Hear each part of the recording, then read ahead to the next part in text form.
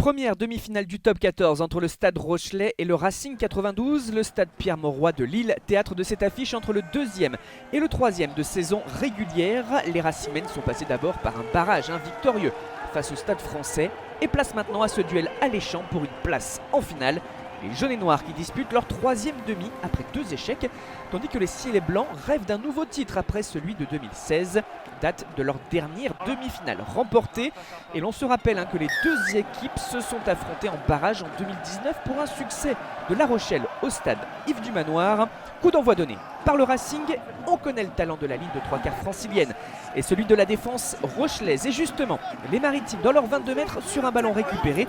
Et l'on voit le travail d'Anthony Klaassen pour venir contester et obtenir la pénalité. Le très bon geste du 3e ligne. Et Maxime Machenaud qui peut négocier la première pénalité de la partie. Le Racing ouvre le score.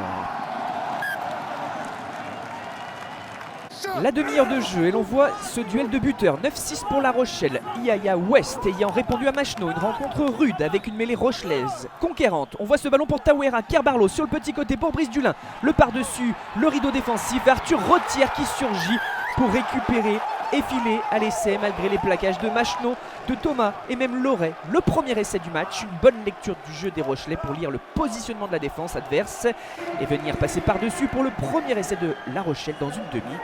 Brice Dulin, ancien du Racing, en passeur. Et à la mi-temps, cela fait 16-6 pour le Stade Rochelais. Le Racing 92 mené de 10 points.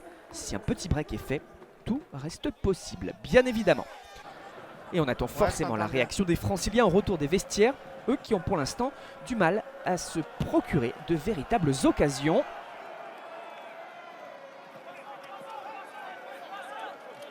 Il est dedans, hein. Et la tentative de relance à l'heure de jeu alors que West a ajouté 3 points pour La Rochelle. Le Racing n'arrive que peu souvent à exploiter de tels ballons et principalement dans sa propre moitié de terrain. Charge irrégulière de Antonio sur Bill et la blessure de Le Guen sur cette action. Les Franciliens touchés au cœur, piqués à vif, qui n'ont pas les clés. Une pénalité quand même jouée à la main à la 69e minute pour tenter le tout pour le tout. On a vu Dani Priso surgir en défense pour mettre les mains sur le ballon. Et c'est un contest gagnant pour la défense de La Rochelle, encore une fois dominante.